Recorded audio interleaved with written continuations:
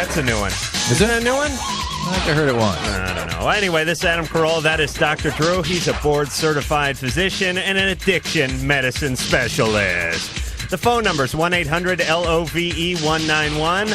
1-800-568-3191. Faxes. Hey, Mike, knock the crap off. It's giving me a headache. Thank you. I can't hear myself think. It's all right. I have enough difficulty focusing. Wouldn't you say, Doc? Yeah, you would, and it's hard enough for us to hear you think, so go ahead. Thank you. I don't know what that means. 310. This is the fax number. 310-854-44. Thank you. 55. Thank you. Much better. You know, they say people do better for tests when they listen to classical music and all that stuff beforehand. All right, so I think we're going to have a good show now. You ready to go to the phones? Ready, Doc? let's go. All right. We're raring to go. Oh, let me just say this: that Cameron Bancroft is going to be on here. He killed Jamie Walters in a knife fight on 90210. Knife fights down. So he's Tori's new beau, so he's going to be in here in a few minutes. A nice guy. And John. Hi, Dr. Drew. Hey, John. Hi, I was having sex with my girlfriend, but I was just in her for maybe a minute. Uh-huh. I was wondering what the chances of her being pregnant are. It kind of depends what you did in that minute, doesn't it? I was just in her, and then I pulled out because we didn't have any protection or anything. Yeah, it's unlikely, but it certainly is not advisable, right? Yeah. And let me just commend you on something, John. You have the focus and concentration of a ninja. Because I can understand arguing in the car on the way home from the restaurant about sex and relinquishing at that point. But once you get to the point where you're actually having sex, to stop, I mean, that's pretty good. Well, how long does it usually take for the pregnancy test to 2 be weeks. accurate? 2 weeks. Okay. But don't stress. You didn't have an orgasm. No. Sound like a responsible guy. You know, you're being careful. You made a little mistake here. Yes, indeed, there are secretions that may have sperm in it, but the chances are really quite limited at that low degree of exposure. So just get the over-the-counter pregnancy test done in about a week, and I'm sure it'll be fine, okay? Okay. John, wait a minute. Yeah. Let me ask you a quick, honest question now, because I may have spoke too soon. Did you decide after a minute that this was dangerous behavior and stop on your own accord, or did she grab for the the clock radio, and whack you over the head with it? I asked her opinion on if I should continue. Asked her opinion? Well, I asked if whether or not she wanted to continue, and she said that maybe we shouldn't. And then maybe not. Yeah. It's like that stupid lotto thing where they spin the thing and they ask if you want to roll again or something. All right. Out of Drew's order. pointing like a chimpanzee at the screen. Lauren. Yeah, hello, Drew and Adam. Hello. Yes. Nice to be on here. I'd like to say a comment to Drew first. Okay. Yeah, I think you ought to move on to bigger and better things like Ricky Rackman. You have a nice job and you're steady. I think you ought to move on. Out of radio? Yeah, you sound like you're disgusted with all these callers. I think you ought to go on. You make a lot of money, don't you? No? Well, go ahead. What should I do? Oh, okay. And Adam. Yeah. I think your gay list is crappy. Okay, then. Now we know why Drew was pointing at the screen so feverishly, because I'm getting a bashing here like some sort of snow seal, and Drew's smelling like a rose. No, I just got bashed, too. He told me to leave the show. Well, he said you're too good for the show. Yeah, he is. Right. He's too smart to be hanging around you. And I'm too dumb for the show. Yeah, you masturbate too much. Well, that's true. Well, you know what? What? You don't attack a man's hobbies that way. You just don't. That's below the belt, Drew. All right, Drew, I'm going to pick the next call if you don't mind. Joe. Hello? Yes, you're on Loveline. Cool. That last caller, she don't know what the hell she was talking about. Damn straight, Joey. What's she talking about masturbation? What the hell she get off talking about that? You know, look at her. Listen. Yeah, listen to her. And Dr. Drew. Hey, Joe. So, what's up? What's up, my friend? You should stay on Loveline. I will. Don't worry. Joe, what's the problem? Oh, yeah. Okay, I have a problem with my girlfriend. Me and her, last night, had sex, and she might be pregnant. And it was, for a question, it was unprotected sex, and she said she could be pregnant, and I had so many problems, I can't handle it. All right, wait a minute. You had sex with her, was this last night? Huh? How long ago did you have sex with her? Sunday night. Sunday night. Yeah. And she thinks she may be pregnant. Yeah. And you didn't pull out or anything. No. Joe, what are you thinking? I don't know, man. See, Joe was overtaken, not like the first caller. I was. Joe, you have to understand the repercussions of these types of actions. She just looks. She looked good. You would have to, Adam. Come on, back me up on this one. She looked good. She was wearing a short skirt. Joe, just because something smells pretty doesn't mean you can just go hump away on it. Just because something is in a short skirt doesn't mean you can have unprotected sex. I see. I mean, I'm experiencing somewhat of a Rorschach experience with Joe here. Joe, you're having all kinds of feelings. You have all kinds of problems here. Focus on one thing at a time. You had unprotected sex. It was a mistake. She may be pregnant. You sure as heck don't know at this point if she is or she isn't. Wait the 2 weeks, get the pregnancy test done, and then deal with the consequences of what you have. I talked to my mom about this. I mean, earlier, man. I like past year, I asked her what would happen if I got a girl pregnant. Mm-hmm. She over-exaggerated and said she would kick my ass out of the house. I'm sorry, my cousin. Well, I think most parents would not do that and would, in fact, be there for you if that's indeed what you had to deal with. But this is a fine plan, Joe. You're way ahead is of it. set for his life. The only message in all this is wear a condom, use birth control, okay? Yeah, and stop calling Mom's bluff. I believe her. Erica. Hi. Hey, you're on Loveline. Drew. I've got a question about ovarian cysts. Mm-hmm. I found out today that I had one, and I'm wondering about treatment and the cause. Well, there's actually debate about the treatment. I'm pretty conservative about ovarian cysts. Simple cysts. When you ovulate, okay, there's sort of a cyst left behind, okay, and sometimes those cysts grow or they sometimes don't ovulate. They said the egg never comes out of these luteal cysts, and they form and they get bigger, and then they sometimes pop or they just recede on their own. There's different kinds of cysts. That's a simple cyst. You can have multiple cysts. There's something called polycystic ovarian disease. There's many different reasons that you can get cysts. There are many different kinds of cysts. The most common thing would be the thing I first described, that sort of simple luteal cyst. Okay, she said mine was about the size of a walnut, and it'll probably go away by itself. I haven't gone to a regular gynecologist. Probably will go by itself. She said Even some of them will go away with the birth control pill. Yeah, that's what she said something about. Okay, well, thank you No very big much. deal. Right. Thank you. Bye-bye. Some of them, however, can be more serious. They need to be checked out with ultrasound. What do you mean they go away by themselves? They just get resorbed. Resorbed? They just like... They pop and then you suck. Sometimes they pop, sometimes they just go back down, the involute. They just go away. And sometimes, the thing, gynecologists get kind of carried away with the cysts, and they get worried that they're cancers and whatnot, and they always have to go in and look at them and biopsy them and whatnot. And of the many, many times I've sent women for those procedures, I've yet to come up with one that was anything serious. Well, let me tell you something about the medical establishment, All Drew. right. Tell me. They don't get those, I don't know anything about it, so you better tell me about it. They don't get those expensive golf bags for free. Do you know what I'm saying? They don't get the membership to the country club for free. Adam. They don't get the big Mercedes for free. They do get the vacation for free because Upjohn sends them all to Hawaii. Now, hang on. And then they pay for everything, and they go, take a couple of samples of our new drug and go ahead and pass it around to the kids. That's free. But the rest of the stuff takes money. Are you done? Yeah. Okay. You know how it works now? How? You don't get paid for procedures. You get paid for not doing the procedures, right? If you're in a managed care system, you take a group of patients, you get paid for per head for supervising them per month. Mm-hmm. And the less service you get, the more you're rewarded. So you're saying let the patient die because I'm too cheap to work on him. I'm just saying that the system is kind of screwed up right now, and it's not the way you think it is. Okay. I don't really know. Bryce. Yeah, how you guys doing? Good. I had a question. I've been going out with my girlfriend for like 5 months, and we hadn't had sex till like 2 weeks ago. And the night we went out, I figured I had a six-pack before we left because I just figured, we're not going to do anything, whatever.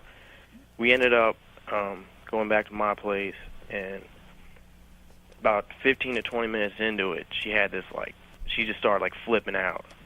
What do you mean? She was, just getting into it because from what she told me, she's only done it with one other guy.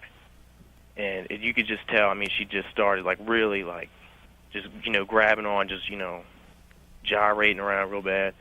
Anyway, she had this really bad discharge. It was just like this puddle on my sheets. It's like she soaked my sheets. It just I never had that happen before. I didn't know if it was just a normal orgasm or what. Because most girls, I've only been on with 4 other girls, had sexually, and I've only brought 2 of them to orgasm that I've known, that they've told me. I've never had it, happen like this. All right, so Bryce, this happened during the sexual act. Right. It was like 15 to 20 minutes. Bryce, you have an interesting policy for date preparation, by the way, which is if I'm not going to get laid, I'm going to get loaded before I go out. Well, I mean, I really liked her. I mean, I didn't, I'm not going to dump her because, we've been going on for 5 months. I was, it's more than just that. I mean, we get along good, but it's just, I figured, All right. So she goes, you polish off the six-pack, you end up in your bed, she goes ape crap on you. Right. Well, like I said, it was because, and, even before that, I go to college out here, at the UMBC, and we were at a party before all this happened. I got, we were drinking like torpedo juice, or she was.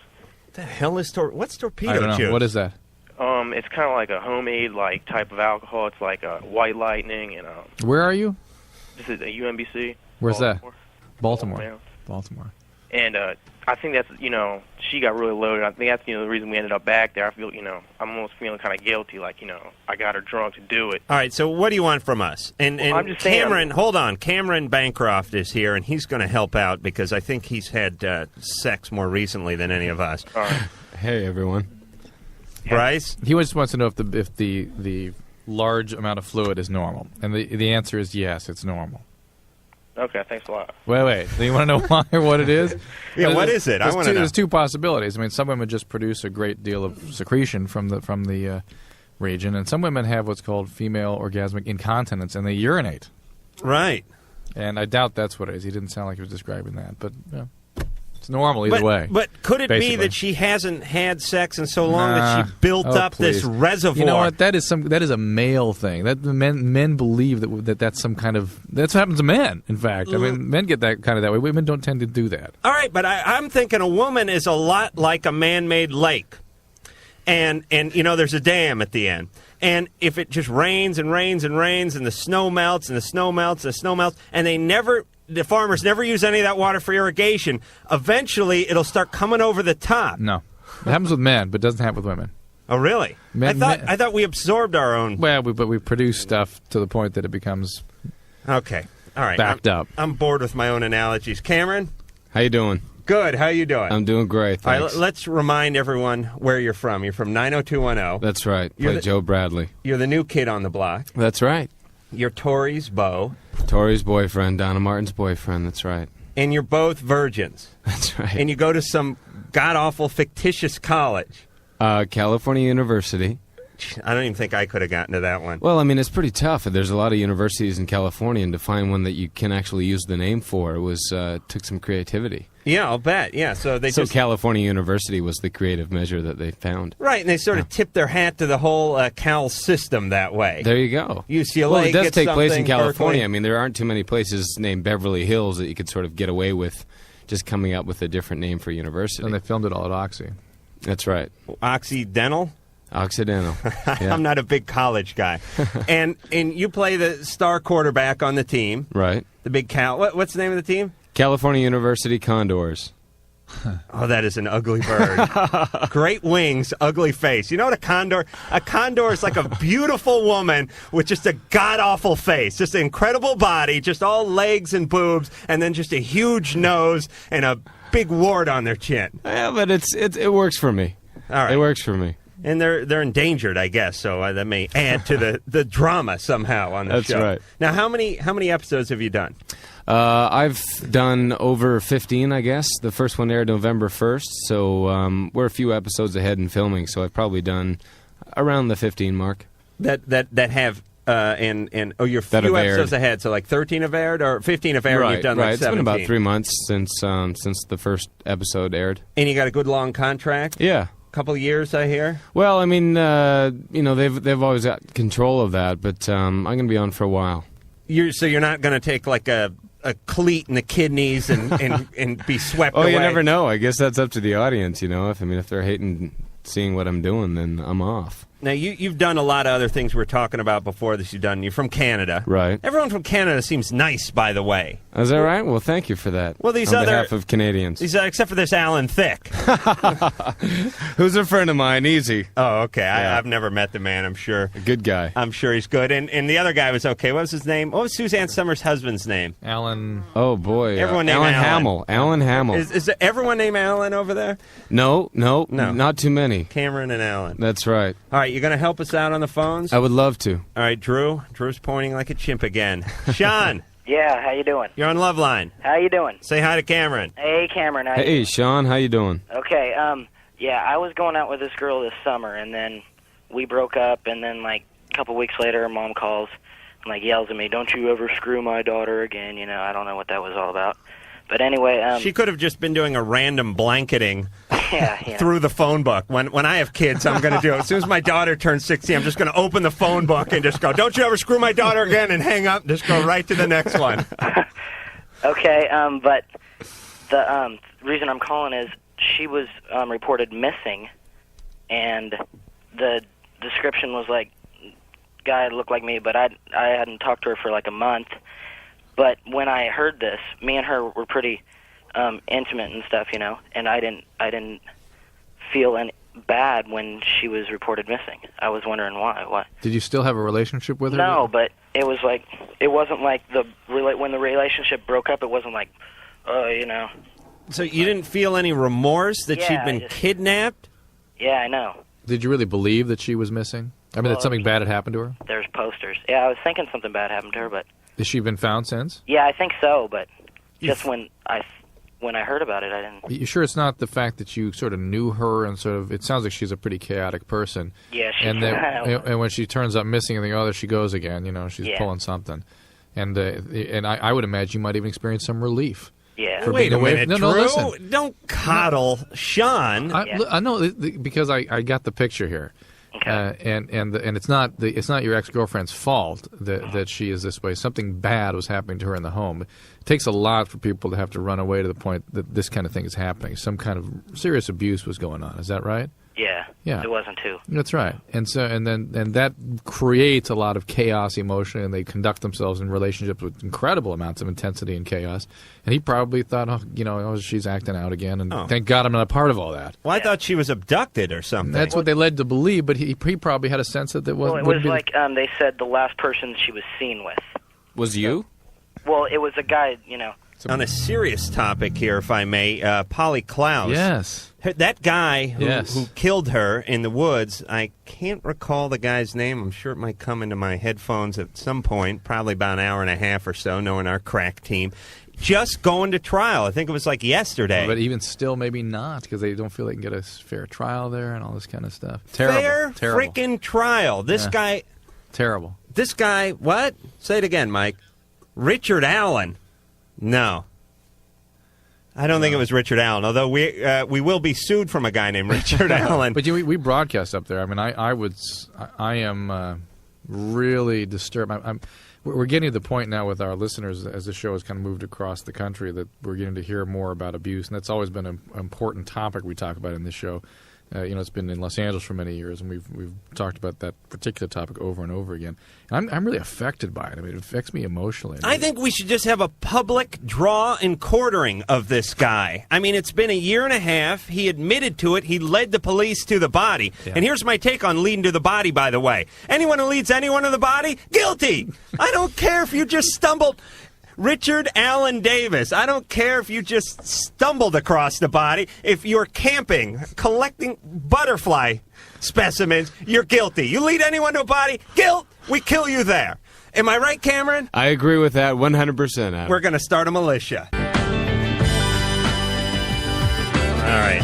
I'm throwing way off my game now. Let me give the numbers out. 1-800-LOVE-191, 1-800-568-3191. Faxes, 310-854-4455. We're here with Cameron Bancroft. You know him as Joe from 90210. Hey. The Virgin quarterback. The Virgin quarterback, yeah. Is that a religious thing? We haven't really talked about it so much as being religious, because I think there's a certain fear of being too preachy with that we sort of talked about it as just strong morals. Now, Cameron, do you find it ironic that your character plays a religious virgin type guy and you're banging every loose girl on the set? Does that seem like a strange juxtaposition? Well, it's not exactly the way that it is, but I mean, it's not. My responsibility as an actor is to deliver whatever lines the writers give me as naturally as possible and as honestly as possible. All right, cut the crap. And I'm certainly not as virtuous as Joe is, but at the same time, I think he's admirable. Yeah, and there he is. He sets a nice message in a show mired in chaos and bizarre sexual ritual. That's right. You are a beacon of morality. Well, Donald Martin's been a beacon for a lot longer than he has. Now, so. I'll give you my personal take on that. I think that Pops, Aaron, is sort of projecting that onto his daughter. Am I right, Drew? Drew's doing a lot of nodding choosing it here. for her. Well, what I'm saying is he would like his daughter in real life. Sure. I'd write that part for my daughter. Right. You wouldn't have her, with her skirt pulled up over her head, prancing down the hall all day and banging everybody on the basketball team, right? Yeah. Okay. I'd write the role that she has. All right, we're going back to the phones. You're going to help us out, right, Cameron? Yeah. Yeah. Kelly. Hello? Kelly on Loveline. Oh, hi, how you doing? Good. Okay, I have this question. I've been seeing this guy for a week, and I'm 18, he's 21, and I want him real bad, but I don't want him to think I'm a slut or nothing. So how long are you supposed to wait, to have sex? Say I would say, how long does it take to get stuff in the mail? Like when you order something and they say 4 to 6 weeks? Yeah. Because that always sounded about right to me. Yeah. That's the way sex should be for guys. 4 to 6 weeks, because you know how it is. I ordered one of these change sorters the other day. It's like you put money in it and it turns around and whatever falls into whatever slot. I ordered this 2 days ago. I'm waiting by the door all day today, even though I know it's going to be at least another 5 weeks before the thing comes. I'm saying if women would do that to men, the 4 to 6 week, UPS guy method, Right. I think it would build anticipation. Yeah. Am I right, guys? Yeah, that's a pretty good analogy, don't you think, Dr. Drew? I think building a relationship is better than filling out any paperwork before you send off. And I think you have to make that decision for yourself. I would hope that you'd be in Okay, well, what if I, went ahead and did it? He probably wouldn't have any respect for me, right? Yeah. That's not necessarily true. I mean, it varies depending on the relationship, depending on the guy, depending on you. I mean, for some people, a week is plenty. And for some people, 8 weeks is not enough. But what I'm saying is it varies. I think you ought to be skeptical in general. Protect yourself. Build the relationship. Don't be in any hurry. Take it easy. And here's the deal. You couldn't screw up by waiting. Could you? If you even give him a hint that you're going to get close to him, he'll keep coming back. Wouldn't you think? Oh, yeah. Men are like sharks. They smell a little chum in the water there, and they start going into a frenzy. I agree with Cameron, that. you've been agree in a with frenzy, that. haven't you? Kelly, I think that that Dr. Drew's right. That if you hold out, it's not gonna do any damage at all. That and you'll find out. That was my idea, by the way. Well, Adam was fill out some paperwork and send chum. away. Yeah, that's right. You're like 4 to 6 weeks, and I would be waiting at the door too on the 6 weeks. I'm just saying, have a credit card ready. But you're also going to find out who is not worthy of having a relationship. You might feel entirely different about that person 3 weeks into it. Yeah, thank you. I agree. All right, Deanne. Hi. Is that your name? Yeah. Geez, I haven't really screwed up any names so far. Oh, well, good for you. Yeah, I always have to point out my own. I want people to give me kudos, so I bring it up. It's 40 minutes into it, Adam. There's plenty more time. God forbid anyone should do it on their own. Deanne. Yeah. What's your question? Regard to the girl who was diagnosed with a cyst on her ovary. Right. Mm-hmm. I was diagnosed with polycystic ovary syndrome. That's different, right? We talked about PCO or Stein-Leventhal syndrome. Yeah, but see, that's very different. Well, she had a single simple cyst the size of a walnut. Stein-Leventhal is something different. What's Deanne have? She has polycystic ovarian disease, which is something totally different. The way they found out is I had a cyst 8 pounds on my ovary. Right. Wait a minute. Yeah, Jeez. I was carrying almost a full-grown baby. 8 pounds. Mm-hmm. Yeah. Hey, Drew, I've seen these things where these women, and albeit they're big women, but this one woman had a cyst removed. I don't know where it was from, and when you get really big, I don't even know if the doctors know where they're getting it from. But it weighed like 178 pounds. I had an ovarian cyst in a patient with a 75-pound ovarian cyst. 70? We had You know, to set up special things to pull out. That's where they get all those before and after pictures for those diet pills. Oh, that's what it Yeah, is. yeah. They just have find those like people. cancer patients come in and remove tremendous cysts. Those are different cysts. Those are not what Deanne's talking about here. She's talking about was it the ovary had gotten that big or a single cyst had? The cyst had gotten that big and it wrapped a- itself around the ovary. A single cyst, yeah. So did you have the whole ovary removed, or? I had both of them removed. Yeah. Deanne, why did it take you so long to discover an 8-pound cyst? I had gone to 6 different doctors. Because a 16-year-old with painful, heavy periods is such a common thing. No, I was 11. I hadn't even 11? started my period yet. But what about an 11-year-old with like essentially like like what would be akin to like a Nerf basketball in their underpants? Diane, what you got to understand is that you're describing an extreme syndrome, relatively unusual circumstance for a specific syndrome. When people talk about having ovarian cysts, they are not talking about what you had. Yeah, you but had my something OB very, very specific. My OB said that if I would have gone, if they would have saw it earlier, they could have just removed that, and I would have been okay. That's correct. But that's polycystic ovarian disease. It's an extreme condition, totally different circumstance than what our last caller had. How crappy a doctor do you have to be not to pick up a cyst that big, though? An 11-year-old? I don't take care of 11-year-olds. So I can't imagine what Well, let's thinking just would say be. when she was 11, it was like 5.5 pounds or something. I mean, wouldn't that be something that I think I could pick that up. How would I'm you not do it? even How a would you doctor. do it? I'd thump her like a cassava melon and pick up that kind of. Couldn't you pick that up, Cameron? Well, I would, 8 pounds is 8 pounds, right? I mean, Right. That's a prize cyst. Okay. I hate to compare cysts to gourds, but anyway, Justin. Dr. Drew, Adam, and Cameron, hi. hey, Hi. Justin. My problem, actually my question is for Dr. Drew. I'm 26 and I'm gay, and I've been sexually active for 10 years, but I'm not attracted to gay men, and I haven't been sleeping with them. And all my friends, I'm at the age now where all my friends are in relationships and they're happy and they live together and have dinner parties and stuff. And they always try to introduce me to somebody, and they always introduce me to somebody that's gay, and I'm just not attracted. I don't want to be bothered. And I went out to a movie by myself and for a drink 2 days ago, and I went to a gay bar, and this guy tried to pick me up, and he was talking to me and touching my back while he was talking to me, and I thought I was going to throw up. I just said, "Don't touch me, leave me alone," and I left. Correct me if I'm wrong here, Adam, but I hear two different issues. One is ambivalence, again, about his sexual identity, which is kind of unusual for a 25-year-old who's already established a particular orientation. And then, secondly, a real problem with intimacy. Yeah, and I'll throw It's two or more three problem. more onto that heap that I can't even think of right now. Justin, you are what's known in the medical world is confused. No, not at all. What do you mean not at all? You're gay, but you don't like gay men? I know what I like, and I get it. I have a perfect sex life. I sleep with men.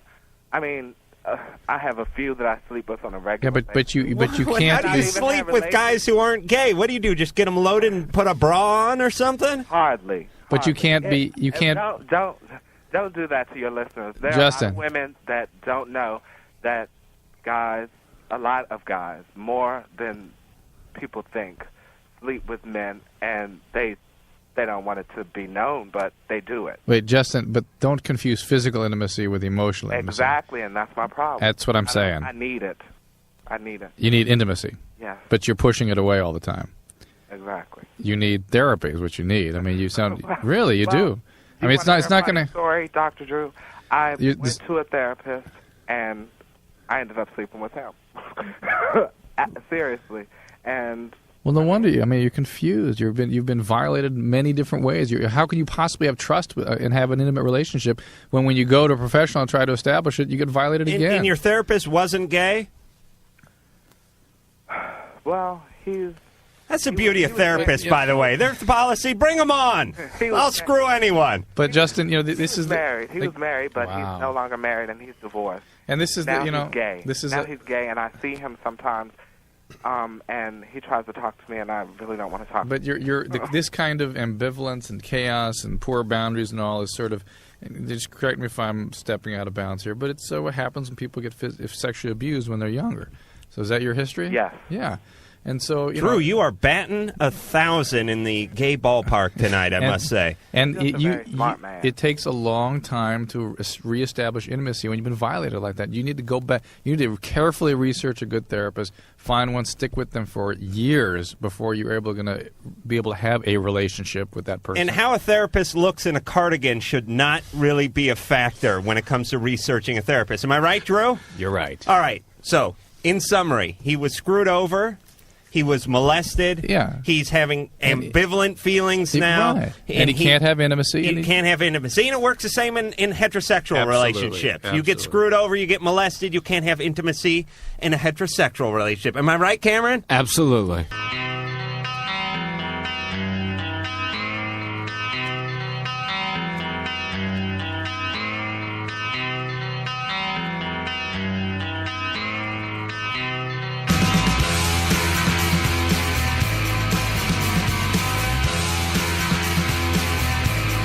All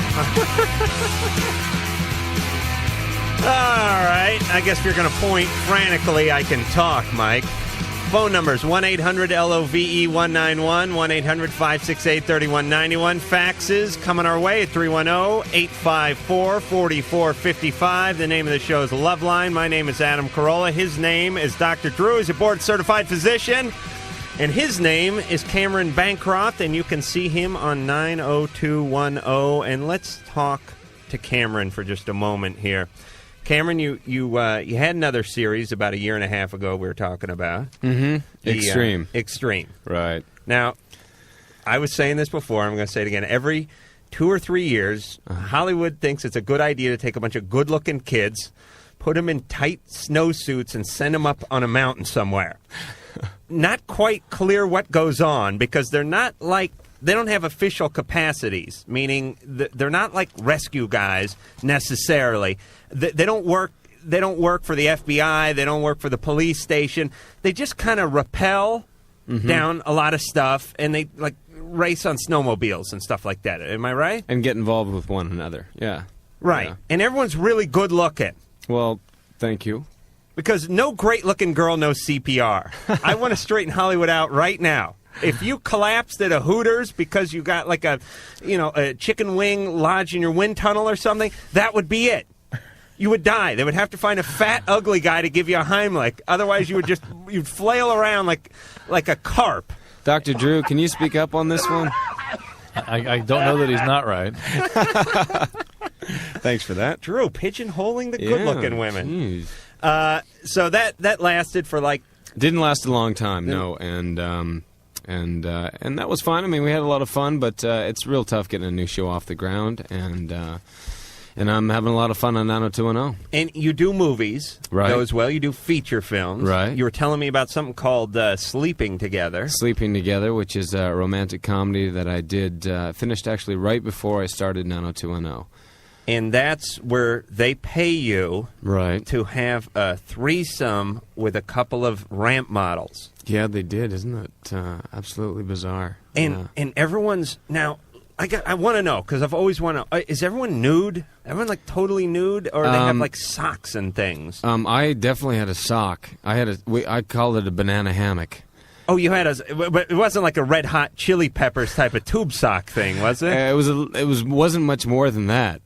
And but they were naked. Yeah. Really? Oh yeah. You get the sock, but they don't get a sock. Yeah, exactly. Well, I mean, I think that's just because men have more to control. It's like harder to keep it all together. Yeah, but in those kind of scenes. I know what you're saying, but also there's a thing that goes on. Like I've been to my share of bachelor parties, right? And I know when there's a bunch of guys standing around smoking, and the place smells like beer, and you got some girl jumping on top of you. It doesn't always happen. You know what I mean? Because there's like some absolutely. fat grip hanging around talking on a walkie-talkie. I mean, you can't concentrate. Am I right? It's true. Yeah, it's true. But there are like split seconds that go by, and that's really all it takes. You manage to stretch out on the hammock a little bit. Well, I was trying not to. Believe me, I was really. I mean, it is hard because there are a lot of people around. I mean, there's people with lighting meters in front of your face, and but at the same time, you're surrounded by two naked ladies, and it takes some breathing. And you're doing like all the stroking and all the grabbing. And I mean, did they tell you, look, no sucking here, but you can grab there?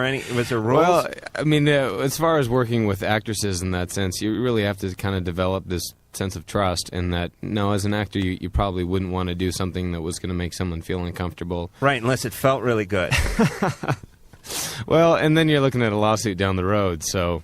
And no dating them afterward or anything like that? I kind of have like this code, and that is when I'm working with somebody, with somebody, you try... I mean, you don't develop a relationship with them in that sense, and... with anybody that you're working with. Oh, no, I know. You just never know. No, Drew and I made that mistake the first night I was here. We had a few beers after the show. One thing led to another.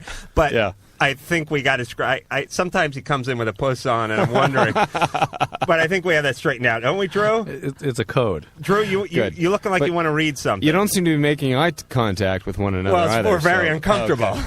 You got to understand, Cameron. Okay.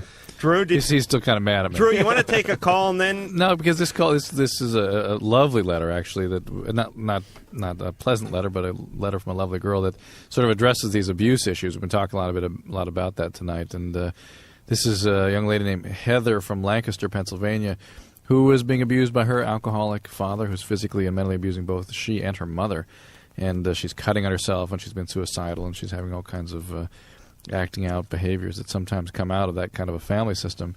And she's asking, what's wrong with me? Well, what's wrong with you is you live in a very abusive, destructive, unpleasant environment, and there are consequences to that. It sounds like she's had some psychiatric and psychological care. Go to that, stay with that, try to find constructive ways to deal with your feelings rather than just acting on them impulsively, and find ways to get out of the home and keep yourself protected away from your father. Yeah, and people spend their entire childhood being molested by fat Uncle Lou. They're being beaten by their drunken dad, being verbally abused by their abusive, drug-addicted mom, and then they turn 22 and they want to know what's wrong with them. Right. You know what I mean? It's like it's like you're a car that has been left out in the rain, that never got a tune-up, that never changed the oil on it, and you want to know why it's not running so well. Right, exactly. You weren't taken care of. Right. Okay. Am I right, Cameron? Well, yeah. I mean, just to add to that quickly is I think that, and a lot of people sort of realize that. They realize that they needed to get fixed, but they only fix one small part of that, and then realize that down the road something else breaks down, and they wonder why. They sort of have these continuing it's problems. also that people, they are so violated and so fearful and so distrusting, and the pain is so severe that to approach all that again and deal with it and work through it is horrifying. And so they avoid doing that any way they can. I'm going to compromise and find an alcoholic husband that I can fix that'll to beat make me feel better. and it'll all go away. Yeah. God bless him. Jennifer. Good evening, guys. How you doing? Good. Okay, here's my question. Do men want a virtuous woman, or do men want a woman who's comfortable in her sexuality? Yes. Why are those different? Well, because if you're comfortable in your sexuality, you can have sex with someone whenever you want. But you can still be virtuous. Well, when I say virtuous, I mean prudish. Someone who doesn't... You mean low mileage? Right. Sexually. Right. Sexually. Exactly. Yeah, but being comfortable with one's sexuality doesn't mean you're acting out sexually all the time necessarily. Well, maybe I was euphemizing a bit. I get the feeling that you're very cozy with your sexuality, Jennifer. I'm pretty comfortable with it. Yes, you're like a worn-in Barca lounger, am I right? No, I'm not. No. Actually, no. How many partners you had? 15. All right. But I'm 30 years old, so. Drew, what's that? Was that a lot? Drew gave like a papal hand wave there. I don't know what that was. I'm just...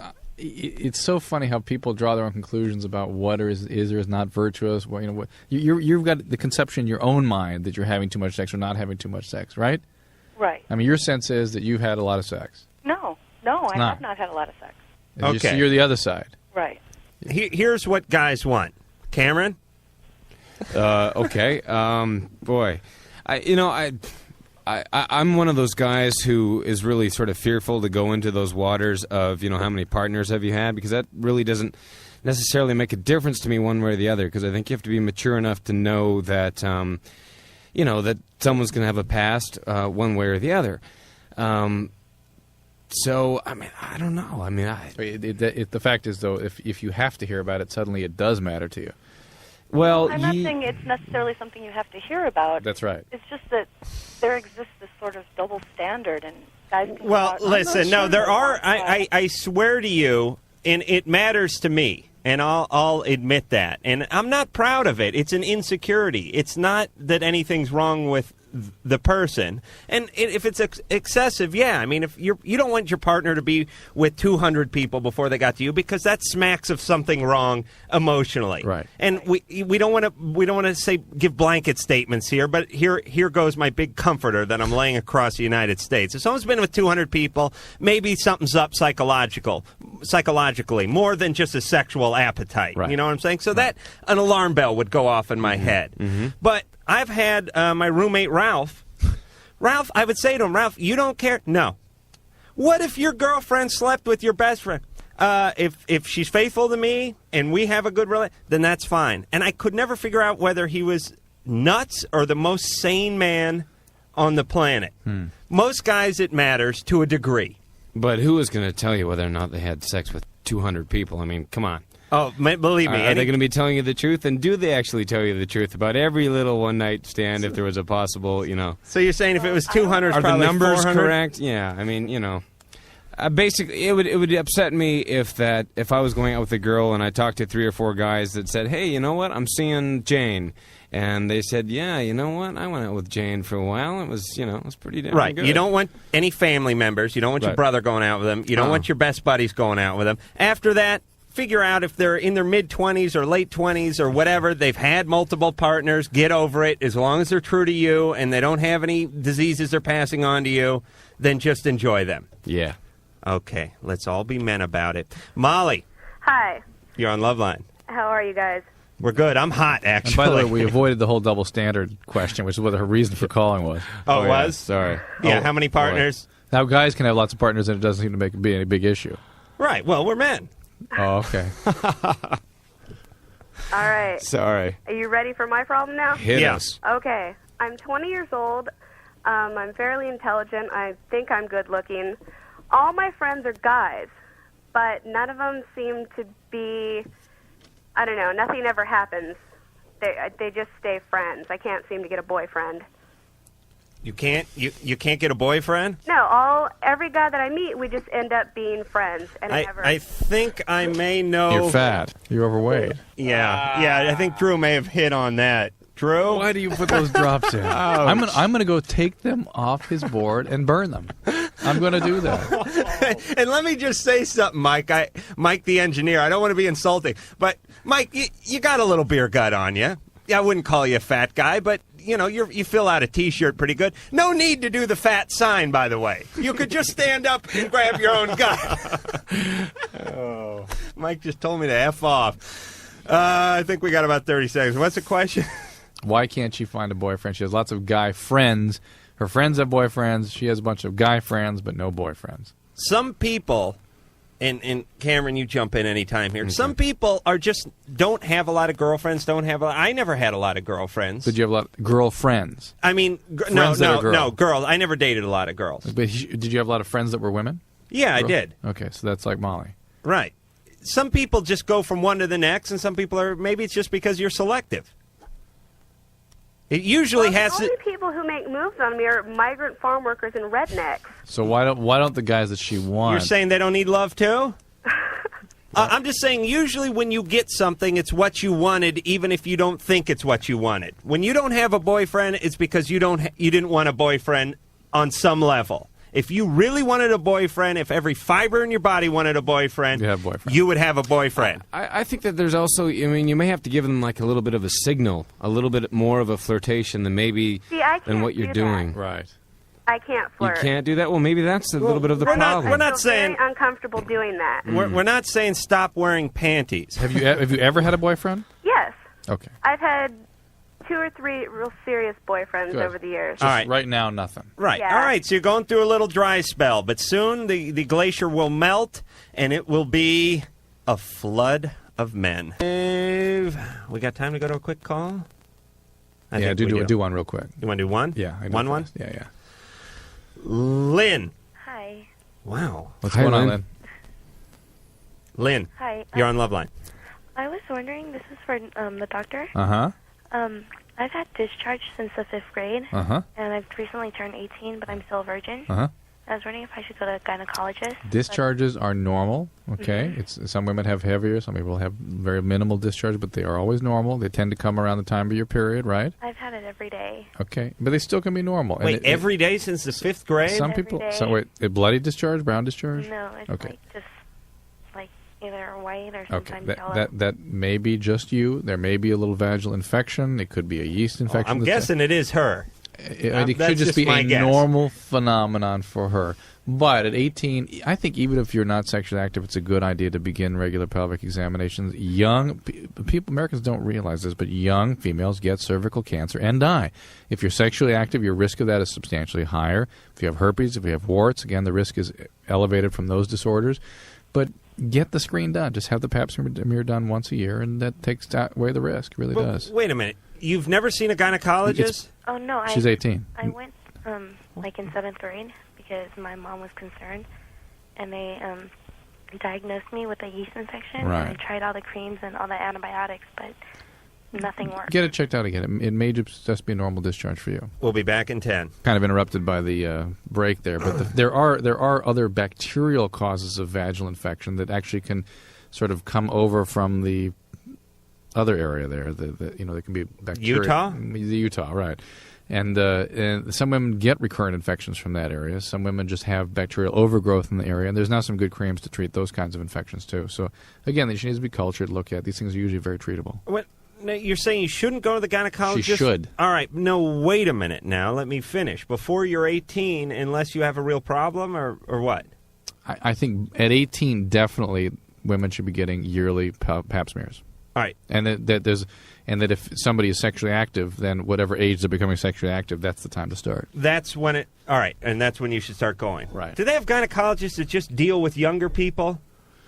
Yeah, they do, but there are other family practitioners, internists. There are adolescent medicine specialists out there that deal a lot with the gynecologic issues of adolescents. And just from a protocol standpoint, you don't tip your gynecologist, do you? Like on the way out? No. Okay. All right, Drew, I'm going to let you pick the next call for that gross statement I just made. Why we have trouble with the eye contact thing? By the end of the show, I'm not looking anywhere near the guy. He's a bad tipper? Is that it? Yeah, that's it. He's scared he's going to fall in love, and there are so many singles in his shorts that came from my hand, Cameron. It's not even funny. Bob. Hello? Hello. Yeah, I work at a full-service gas station, you know? Really? Yeah. Do those exist? Yeah, what country In are you Oregon. in? Well, no, I get, like, oil and grease on my hands a lot, you know? Oh, okay. And, like, I guess it's supposed to be pretty normal to masturbate, right? I hope Pretty so. pretty normal, Bob. Yep. Otherwise, I'm going to be put in a straight jacket and moved to a padded room. Well, sometimes during break, I'll, like, duck into the bathroom, you know? Uh-huh. And I've gotten kind of, like, a rash. Mm-hmm. And I don't know what to do. Let me ask you something. You ever have yourself up on the hoist? On the hoist? No, No. not. So you're saying you have yourself in the bathroom. And I'll bet if the other guys you worked with knew about this, they would not be pleased. And you're saying you're using a lot of harsh chemicals and stuff, right? Yeah. And now there's a rash on the genitals, on the penis? Yeah. It's a chemical eruption, I'm sure. I mean, those chemicals are that area of skin is very delicate. You give something that's harsh, you're going to get a rash, a chemical reaction. But let me get this straight: is it just a trace amount coming off your hand, or are you actually dipping it in 30 weight? Well, no, it's from like the runoff from like the pumps and stuff, and then like changing oil and stuff. Right. I mean, those are harsh chemicals. Yeah. Well, gas is a carcinogen. And I mean, and we were talking about this. Actually, we talk about this all the time. Cameron, you may not be aware of this. This is Cameron Bancroft from 90210, by the way. I'm a pretty big fan. I listen regularly, so. Thanks for the ass kissing. Yeah. The penis, and especially the testicles, are like a big sea sponge. I mean, they'll lop anything up. I mean, your hand has had so much crap put on it by the time... Well, it's a different kind of skin, too, on the palm. Oh, it is? Oh, absolutely. Wait a minute. It's not the same skin that you converted into this kind of skin? No, it's different skin. Really? Yes. There's a thicker corneum layer on there. I mean, like, I wash and stuff, you know. If you want to use, if you have a rash on your palms, we have to give you a different kind of cream to penetrate this. Right, but I thought what you're penetrating was the No. years No, of... no, of no. No? No. No? Look at monkeys. They have different their hands look different, don't they, than the rest of their skin? I don't know. I'm so obsessed with them flinging their own feces that I never really get to the dermatology of the monkey, you know. But yeah, I guess you're right. Now, all right. So here's what's happening. What's not affecting your hands is affecting your penis. Your penis is absorbing it. You must wash yourself like a frickin' surgeon. But then the soaps might irritate it too. Are you using that? Are you using that lava stuff or that pumice stuff? It's like that pink stuff that's in the dispenser. Right. The stuff gets all gummed up. Idea. What? I have an idea. Uh-oh. Wear a latex glove. When he masturbates or when he works on the car? No, when he masturbates. Well, then it's like whacking off with a condom on. So? He won't get a rash on his penis. But if he wore the glove when he was working on the car and then took the gloves off, he could have, skin to skin. He could really be intimate with himself. Or just wear the gloves when you pump gas. Well, I've tried to stop and stuff, but it's really difficult. All right, Bob, do you hear what we're telling you? Yeah. You've been sucking out of the varnish can for too long. Your brain has been affected. And really, you need to see a dermatologist. Those rashes can be quite severe. Yo, that's going to be a good one. How'd you get this? Whacking off at the self-serve pump, Doc? People get all kinds of funny. They don't. Well, it's going to be kind of like. Hey, the message is: if you have a medical problem, see a doctor. Believe me, we've seen it before. Bob. Yeah. Let me ask you a quick question. Huh. This pertains to the gas stuff, not your masturbatory problems. How come the self-serve out here at least is like $1.10, $1.07, $1.15, and the full serve is like $1.78 a gallon? To me, what they're saying is just F you. We don't want to be bothered. Am I right? That's right. I guess maybe that's why they have a lot of time on their hands, you know. I live in Minnesota, so I mean, it's cold outside and people don't want to get out of their cars. Oh, because out here it is like another 65 cents, 70 cents a gallon. And it would run you like an extra $15 if you filled up your car. And to me, that just means don't bother me. I'm in here, I'm reading Guns and Ammo, I'm eating a free Snickers, F you, stay out there. Isn't that what it is? Because they wanted to make a profit. They do it like 25 cents, and then you toy with the notion and let them do it. Well, I'm thinking about quitting anyway because I don't get tipped that much, and I don't make any more than the self-serve places, so... All right, Bob, do that. Quit? Yes, and go to work for a rendering plant. What's a rendering plant? That's where they take like animal parts and boil them down and make glue and stuff. Lord knows what he'd get on his penis at that point. He'd get like some kind of hoof disease going on his schlong. Drew, you pick the next call. Yikes. Liz. Hey. Hey. Hi. Hey. I have a big, huge problem. Actually, I have two problems. Yeah. Okay, my first one is I've had a boyfriend for about a year and a half, and his name's Sam, and I hope he's listening. And about a month ago, he'd been cheating on me with, like, a couple of girls, and I was wondering if I should stick with him and, like, forgive him, or if I should just, like, dump his ass and get on with my life. Dump. Cameron? See you later, Sam. Hope you're listening. So long, Sam. Really? It's very easy. Well, a couple of girls. Yeah. That's not a relationship that's working. Forget it.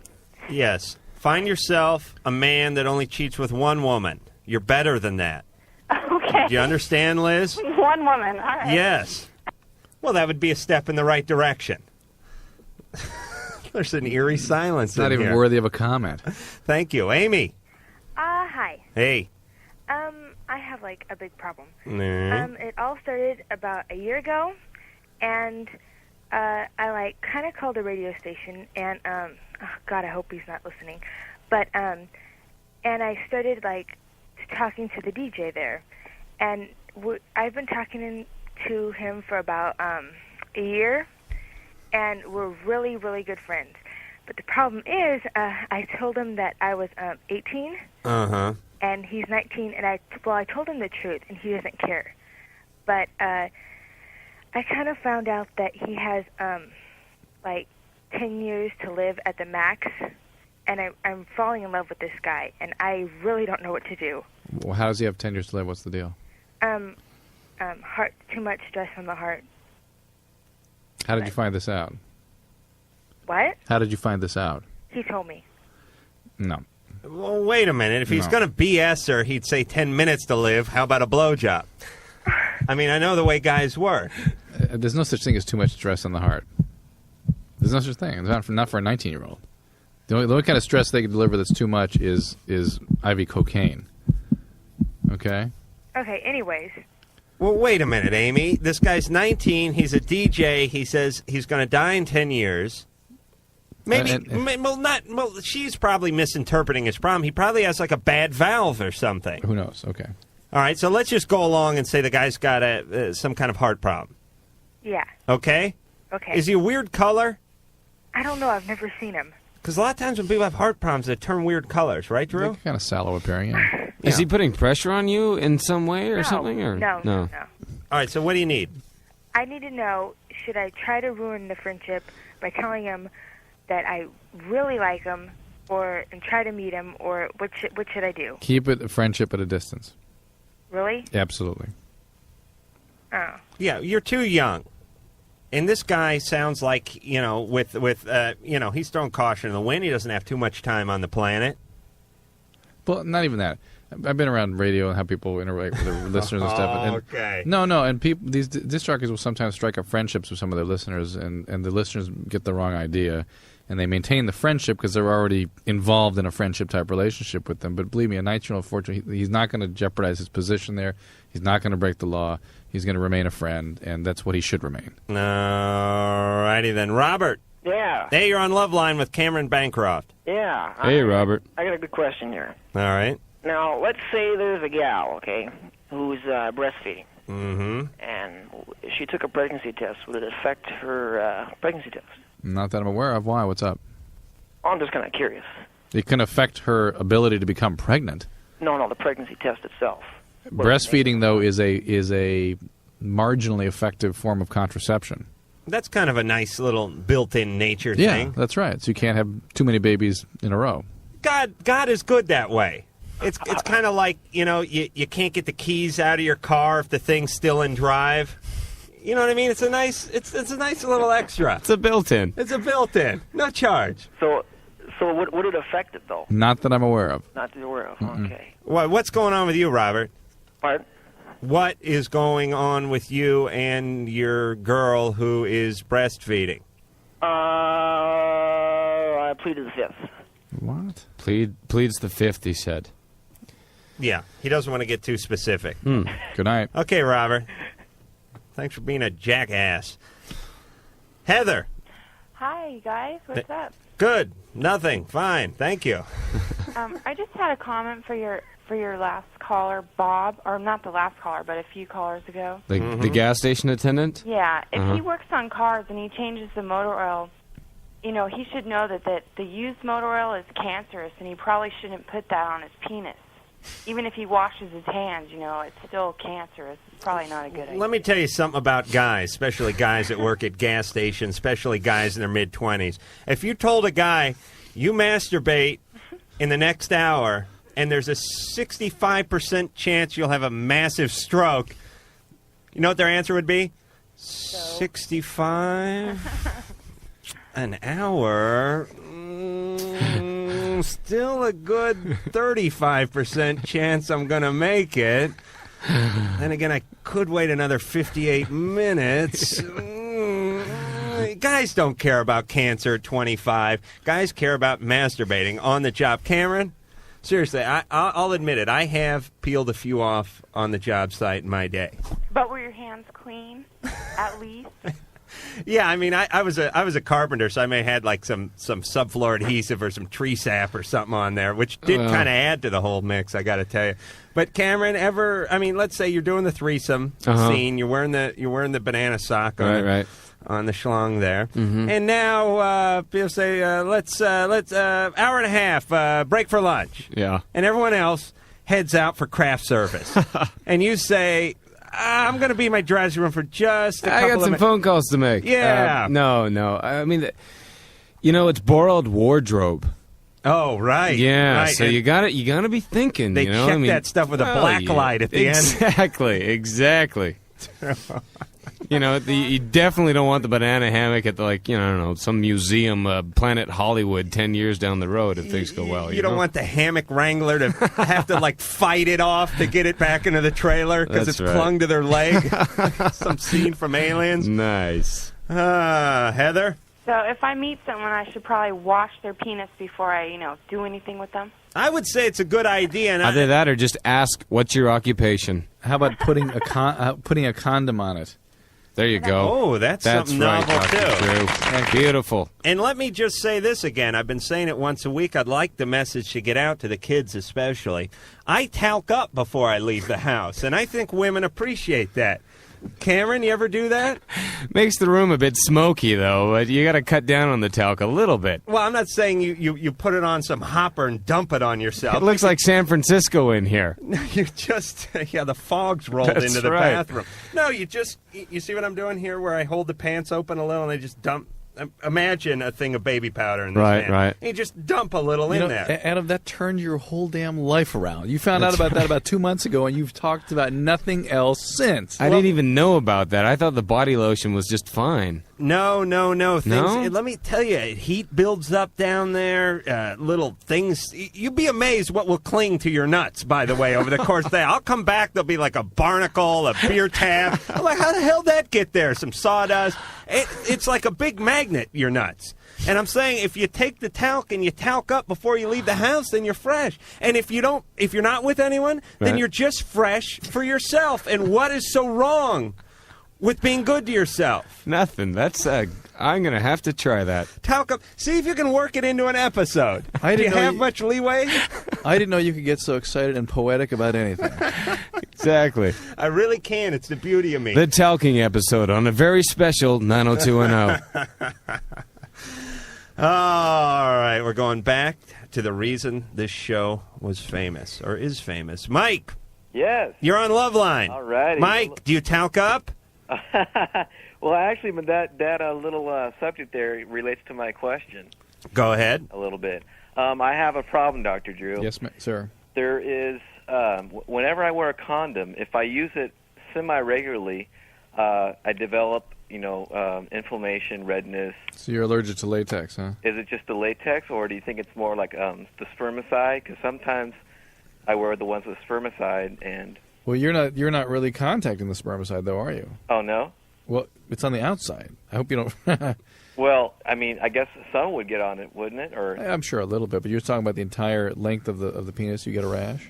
More or less, yeah. Mike, are you one of these guys who I don't like wearing jeans because I don't like those big flappy white things that people call pockets swinging around all the time on the outside of my pants? Oh yeah, that's it. Mike, you got to make sure it's on the right way. And another thing, inflammation of the penis, not necessarily a bad thing.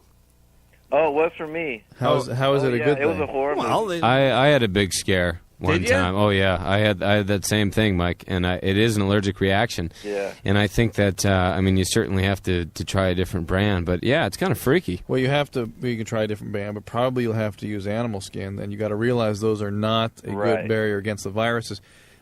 I would just have a lingering concern that it would be some kind of a herpetic outbreak, because almost anything that irritates your skin can cause a herpes outbreak to develop. Oh, if you have the virus. Are there some condoms that just have like a fragrance, like a perfume in them? I'm sure. I don't know could that cause a reaction like that. Wouldn't surprise me. Because I can still use latex, and just certain brands you can't use. I didn't have to find the animals. How do you convince a woman when they ask, "Well, are you going to wear a condom?" And you say, I'm allergic to latex. And they're like, no, he's just trying to get out of it. You get the animal skin condom. You got to fake a sneeze when you say that, too, by the way. Okay, we'll do that. All righty, Mike. Hey, is it the skin that they make the condoms out of? I thought it was like the gut or part of the intestines or something like when you... Oh, well, this is a good analogy. You ever see sausage? Right. It's packed in that casing. I'm getting grossed out here. But what I'm saying is it's like a thin, durable film. Right. And that's kind of what it is. So it's not like the hide. I don't know. It's not like a seat cover. I don't know. It's not. No, it's not. No. A seat cover. There are so many on the market, though. I mean, you have such a wide array to choose from. But they all come from a sheep, right? It's not like we don't make any out of Lambskins. Yeah, I guess sheep, lamb. Yeah. If I don't make any out of ferrets or badgers or anything. I use Nikes. No, I don't know. Yeah, okay. I still think we ought to make a trip to a farm sale and pull out all the different, kits for. There's some. Only actually, if we can hold hands. No.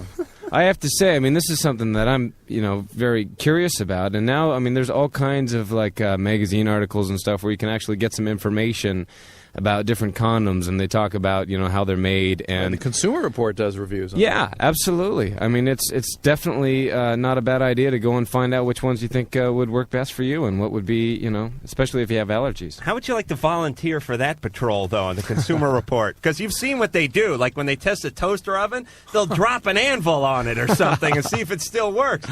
Yeah. You know what I'm saying, Cameron? I absolutely do. Are you going to stay with us? I'm leaving. No. No, of course I'm Lock staying. the I'm door. having a great time. All I'm right. having a great time. We'll be back with more Drew and more Cameron after this. Go ahead. Oh, OJ, I'm a big fan of yours. Okay. Followed your career for years. I loved watching you slam dunk that basketball. He played football, not basketball. No, he didn't. He played basketball for Philadelphia. That was Dr. J. This is OJ. OJ? I don't know who the hell that is. All right, get on.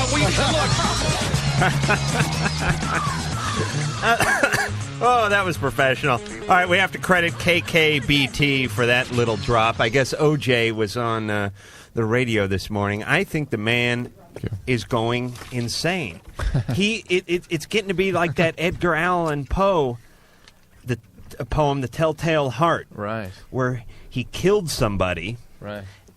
Lord knows I'm no poet scholar here, but basically the story goes like this. The guy kills somebody, he buries them under the house, under the floorboards, and then he hears the heartbeat. The heartbeat.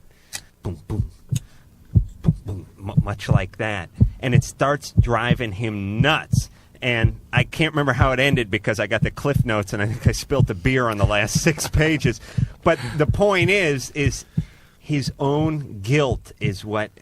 Was it Nathaniel Hawthorne or Edgar Allan Poe? I think it's Edgar Allan Poe. Okay. Don't smarts with me here, Drew. Cameron Bancroft from 90210. Hi. You who was it? Was it Edgar Allan Poe? Nathaniel Hawthorne. No, Telltale Heart. I'm going with Daniel Hawthorne for 200, please. No, just because he's wearing glasses and has an IQ rating of Come on. 35 more than I do. No. The money is on Dr. Drew, I got to tell you. It really is. The smart money is, but I am the dark horse, baby.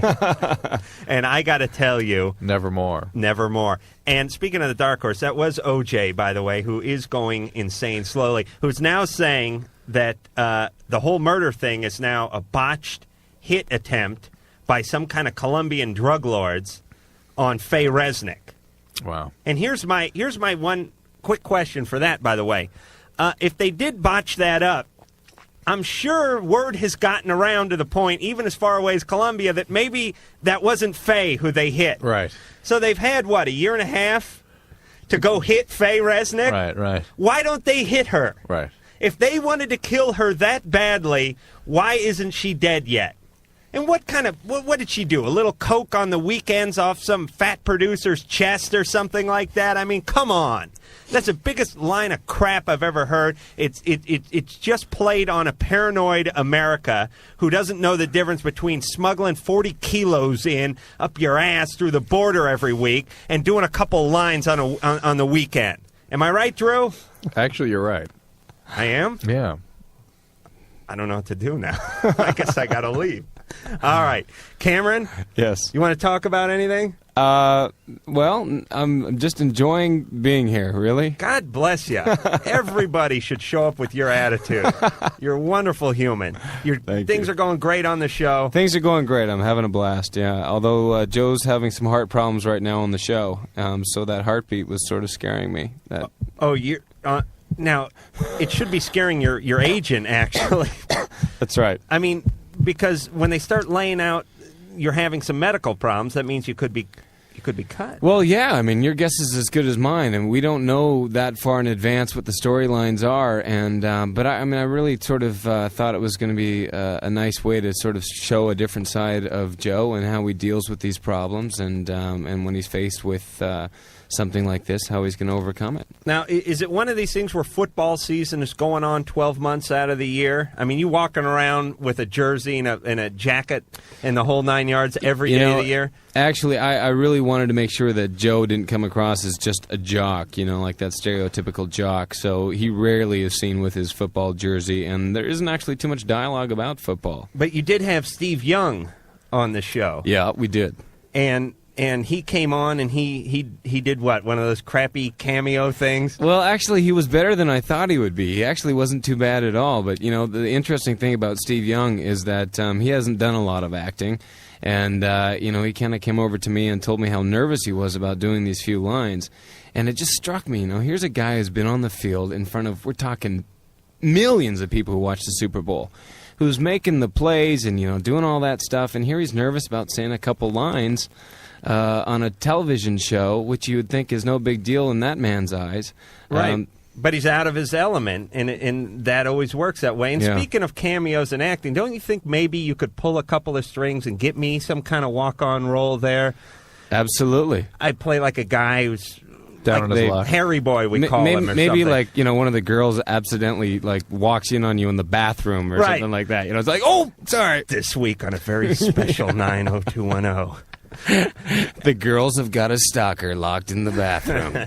He's decided to stay there. As a matter of fact, he put a chair up against the inside of the door, and he's now masturbating well into the next episode. That's right. It'll be a two-parter, and then the next time they go to the gas station, they see you working there. I think I could do it. Let me just give you a little taste of my acting. Please do. And this is the serious stuff. Mm-hmm. This is not a comedic acting thing. Okay. This would be more for daytime soap or maybe a nighttime soap, essentially. All right. Like 90210. Okay. You'll be Chad. All right. Okay, we'll just call you Chad. Let me find my implicit cue. Hold on. Oh, Drew was sitting on it. Okay, hold on. There it is. Now it's warm and it smells. Okay, you ready? Chad, when you're this way, man, it's like I don't even know you. Well, that was it. I didn't have a whole... I was really you were there? watching your expression after the delivery, which was very honest, and I think that here's a little bit more ass kissing. If Nicolas Cage gets nominated for an Oscar, it's a sham. Right. It's an absolute sham because Adam Carolla just blew the socks off of his performance. Right, that crappy Leaving Las Vegas. This was, right. I should get some sort of golden something just for the effort I just put out. Is that what you're saying? Go out in the hall here and let me talk to our listeners, please. Joan. Joanna. See? I knew I'd screw one up. You're on Loveline. Thanks. Okay, I'm 17 years old, and I'm a virgin, which is good for me. That's the sound of my penis smacking against the inside of my leg. Oh, I'm sorry, Joanna. Hold on one second. Heidi Fleiss is coming on tomorrow night. Oh. So that should be very interesting. She's a virgin, too, isn't she? Solve my problem. She's a version of a virgin, actually. Yeah. Not quite the same. Sorry, Joanna. Go ahead. Well, when I was 14 years old, I met a man, and I kind of, I guess, fell in love with him, and nothing ever happened with him. He was a perfect gentleman, which is good, because I was 14, and I've known him for, I guess, 3 years now, and we always kind of joke about, hey, call me when you're 18. How old is he? Right now, he's 24. Mm-hmm. Which is good. Yeah. I say that to my girlfriend, too. Call me when you're 18, and she goes, I'm 27. I go, yeah, but you know what I mean. Yeah, well, I mean, he never tried anything. He was very good, and we talked. We had real human conversations. And, well, next year I'm 18, and I'm kind of planning to go visit him. On, like, a sex pilgrimage? I guess you could call it that. Now, how old is this guy? 24. Oh, I'm sorry. And so he was 21 when you met, and you were 14. Right. And, I mean, I've never kissed him. We were on, like, a bus tour kind of thing across the country, which is a whole other deal. You guys with the Up With People singers? Grateful Dead? It was kind of in a big old marching band that toured the country. Oh, okay, and he was like the director, or he played the tuba, or what? He was a director. He was a cymbal instructor. Well, wait a minute. How tough could that be? Look, when I point, you guys smack your hands together. Oh, and make sure and hold those big floppy trash can lids. What? I would love that job. You're going on tour with a bunch of young chicks, and you're the cymbal instructor. That's exactly how it works, too. Do they have an instructor for every instrument? The triangle? Yeah. You play the triangle. We have a team who works with the one kid who plays the triangle. And that would be a 4-year degree. Then there's the tambourine department. We can't even get... That's a whole separate bus. It's a semi. I'm the one who runs around on a field spinning a big stick, so I'm not going to say anything bad. Ah, you are the majorette. Yeah, I'm one of the... Oh, I love that. She's spinning with the boots and the big furry hat and the high knees and the short skirts. All right, so let me give my take, and guys, you jump in and correct me anytime you want.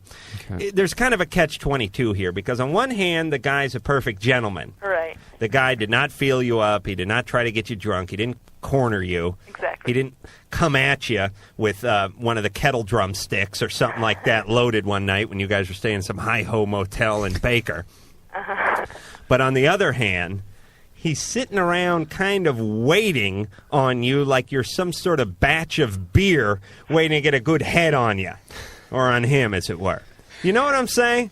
Yeah. That smacks of something a little bit up with this guy. That and the fact that I think you're going to find more feelings generated from this encounter than you anticipate. You already admit to yourself that you had very heavy feelings for him. When you have physical intimacy, that and more is going to be rekindled. And it's going to be tough. Let me say this. A woman's vagina is not a T-bill. It is not a Fannie Mae. It is not something you wait to mature. Well, actually, I guess you could, but you don't sit around and watch it. Do you know what I'm saying? Yeah. Cameron? Well, I was thinking that, I don't know if this is right or not, but it seems like, I'm not sure if it's the same for guys and girls, but it seems that they sometimes build crushes on teachers or people, Sure. In colleges or high schools or whatever, and that maybe that's sort of, you respect this guy a lot because he is an instructor, and maybe that's one of the reasons why you feel something for him. And maybe it's not really a sexual thing or something that you want to develop a relationship. It's just more an enjoyment of... But, Cameron, do you agree that something is up for this guy sort of sitting around and biding his time? Yeah, it seems a bit weird, and yeah. Well, I'll tell you about a conversation we had. Very quick. We were riding from Sacramento home on the bus together, and he drove me home, and we talked about a relationship. And he said, look, you're 14 and I'm 21. And you know that it wouldn't work out because I'm not ready. I don't want to, you're 14. And right now my mistress are symbols. Well, that's not his real job. He's going to be an astrophysicist, so he's got some brains on him. Me too, by the way. And Cameron was saying he's going to be one soon, too. Right. Next week. All right, listen. Joanne, I know you're obsessed with this guy. I know you've been holding out, and you've just been staring at his picture for the last 3 or 4 years, but realize that's what you've been doing. There are plenty of guys out there. Something sounds like this guy has a crack in his bell, and I would steer clear of him.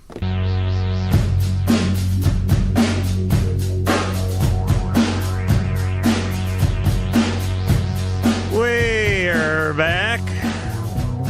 We're back on the show they call Loveline with Dr. Drew and me, Adam Carolla, and he, Cameron Bancroft, who's been just an angel tonight, on his best behavior. Well, thank you very much, and I have to say that you guys must be pretty excited that Heidi Fleiss is coming in tomorrow night. But could you maybe get me some of those phone numbers from the people that call in, because they're probably a lot of her friends. And you're not on that list. You're not in that. We'll find out, Adam. Don't worry, we'll find out. Exactly. Have you ever, it's a late night show, so we can ask these questions. You ever solicited a hooker? Never. Never. Drew? Mm-mm. No? There were times, though. I do have a Heidi Fleiss story, per se. No, wait a minute, Cameron. Adam's kind of surprised as though there's something wrong with that. And I'm from Vancouver, where it's, a lot of that stuff. We've never solicited a hooker. Mm-hmm. No, I've never solicited a hooker myself. Oh, yeah. No, I haven't. Oh, yeah. No, yeah. No, please, Drew. Your eye is twitching.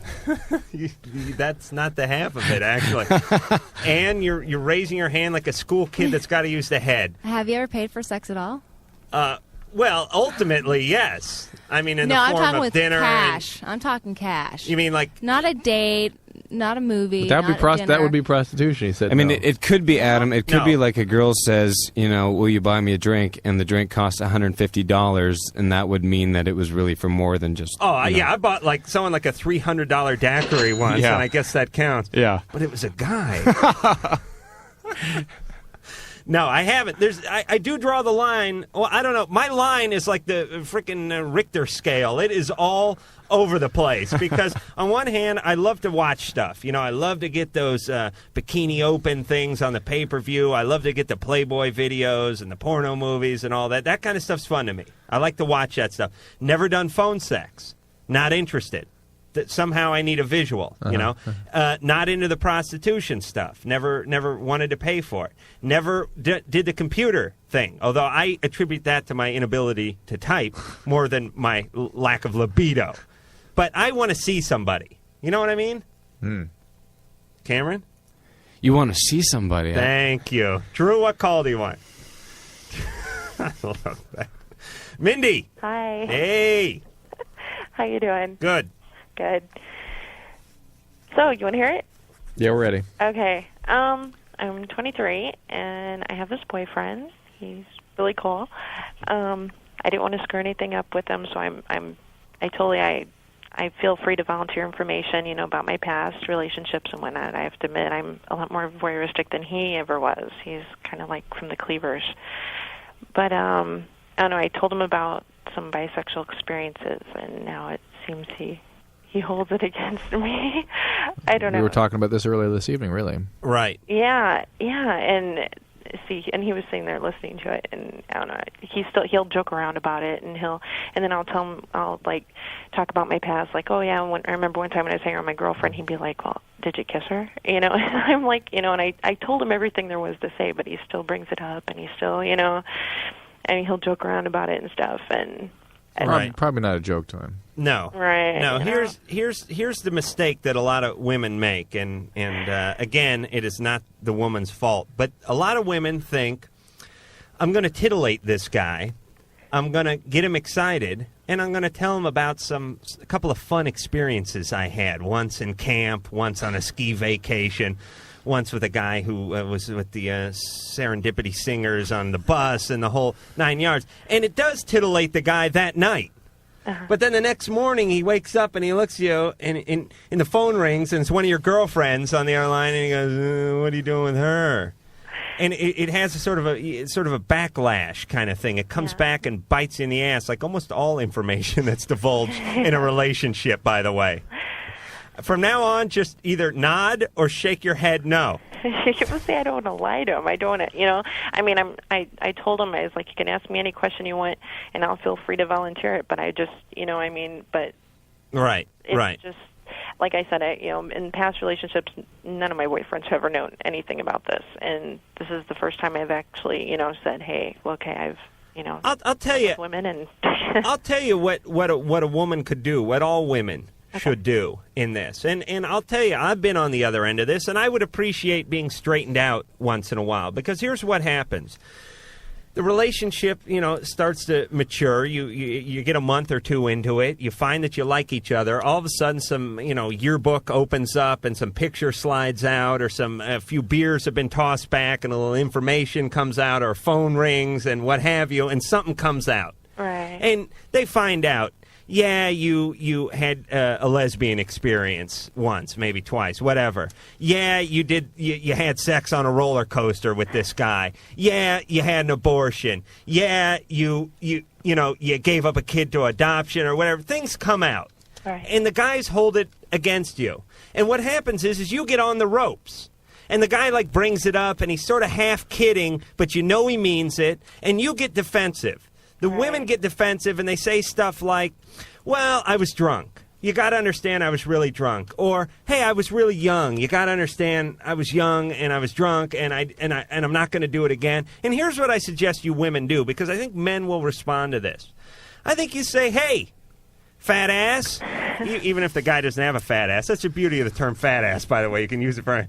Heidi Slice comes in tomorrow night. First thing, hey, fat ass, sit down. The point is you just say, hey, fat ass, I am a mature human being who's comfortable with my body and who has had some experiences before I met you. Now, I'm not going to let you stigmatize me for that. Grow up. Mature. This is not my problem. This is your problem. Yes, if I had AIDS, you could say something. Yes, if I had 6 kids running around. Yes, if there was a whole section devoted to me in the porn part of the video store, yes, you could say something. But for having some experiences, for exploring a little bit, for doing what everybody does between the ages of, 16 and 22, screw you. This is your problem. You get over it. I'm faithful to you. I want a relationship with you, and I hope you're mature enough to hear it. Mahalo. If I don't get laid after that frickin' diatribe, I don't know what's going to do it. Cameron? You're going to get a call from Tracy Lords, though. I mean, she's saying... Cameron dropped his pants halfway. Yeah. Brittany. Hi. Hi, Brittany. Brittany, hold on one second. It is 180 degrees in here. It's either the frickin' tundra of Alaska or we're in the frickin' Serengeti with empty Boda bags. Why is this? I don't know. Somebody make it 70. Not enough talc, Mike says. The talc is now turned into paste. Do you understand? I'm going to make a decoupage. And it's not going to smell good either. Brittany. Yes. You're on Loveline, yeah. Hi, how are you guys doing? Good. It is an oven in here. Go ahead, Brittany. What's up? I had a few questions for you, Dr. Drew. Mm-hmm. First of all, my boyfriend and I are both in the education field, and we're both in science, and different sources have listed anthrax as, some say it's a virus, some say it's a bacteria. Others call it a cool band. It's a anthrax. It's a yeah, others call it a cool band. It's a bacillus, as I understand it. It's a bacteria. Really? Because, like in the Hot Zone, if you've read that, he mentions it listed as a virus, and in the textbook it listed as a virus. Well, look, we don't have. I'm in Southern California. We don't have anthrax here. At least I've never seen it. We don't. And it's as I understand, it's on farms and grain. We got to get us some anthrax. We feel deprived. Am I right? It's like the dust of grains and barns. Isn't that where it comes from? I'm not sure, but I know it affects animals. It causes a pulmonary infection, and I just don't see it in this part of the country. Okay. I'm calling back to my second-year medical school experience, and my recollection was it was under the bacilli. So. Okay. My main question is, well, two things. There was a woman that called last week, I believe it was, who said that she had lost interest in sex after pregnancy. Right. Remember this? Real common. Yeah, and, the same thing happened to me. I have a 9-month-old, and for the longest time, and some gynecologist will just put you on the pill after that, and that sort of kickstarts things again. Well, I was breastfeeding. I didn't want to have the hormone influence on my baby. So I waited. I just actually went on the mini pill about a month ago. Wait, what's the mini pill? Low overall? It's all progesterone. Yeah, low overall. Oh, yeah. Okay. It has no estrogen, and because estrogen causes a lot of bad side effects for me, like headaches and stuff. And so for the longest time, I wasn't interested. But the poor woman, someone should tell her. I mean, you just had a baby, You know what? My wife actually criticized me about that call. I think it was that call, and I can't really remember what the circumstances were, but we were. You know what it was? Here's what it was about that call, is that she did not say that she lost her libido. She said she lost it just and only for her husband. Oh. And that's why we ended up focusing on their relationship. And my wife criticized me, too. I said, look, it had nothing to do with her libido. She was talking about wanting to go out with other guys. Oh, okay. I lost my libido once, but I found it in the dryer like 3 days later. Did it have talc on it? It had the snuggle bear was dry humping it, actually. It was a little beat up, but it was still intact. Well, at least you found it, Adam. Yes, I'm trying to get. I'm so lucky, Trying to get it surgically implanted again, but I can't find a good facility for that. Drew might be able to help you. What? Oh, shut up. What? All right, Brittany. Anything else? Well, yeah. About the pill. Yeah. I was always under the assumption that it tricked your body into thinking you were pregnant. Is that how it works? Sort of. Okay, because should you have some kind of the similar side effects as being pregnant when you're on the pill? Sometimes, sort of. Okay, because I just started, like I said, I've been on it for this is about my 4th week. And I was having, like, cramping and, like, kind of weird feeling. But And what's the question? Well, is that normal? Yeah, I'm sure. But you're also on the progesterone pill too, so it can cause all sorts of side effects. Pills. You're probably gonna need irregular bleeding. That's what I bet. Let me tell you about the pill very quickly. Pill works. You don't get pregnant, and your boobs get bigger. From that standpoint, it's the wonder drug of the 20th century. But for some women, they start growing a mustache, they break out, and they come right for their man after that because it's your fault they're having to take the pill. So the pill is a double-edged sword. Am I right, Cameron? Yes, you are.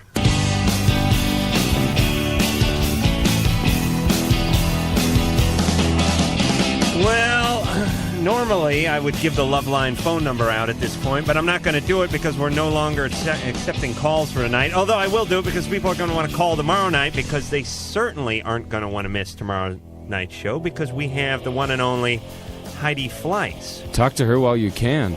Yeah. She's going to jail, right? No kidding. No, I'm baking a cake with a hacksaw on it as we speak. 1-800-LOVE-191, or you can fax us at 310-854-4455. Or email LUV191 at America Online, or write us letters. P.O. Box 4345, Hollywood, California, 90078. And all this month, February's Inmate Week. Inmate month, actually. We would like to get mails from we will, mail whether from you like it or not. We will. People who are incarcerated. We do get a lot of that, and they're good letters, and I like that. And it's little crumpled looking, but well, they don't have a lot of paper, and they have to use it where they can.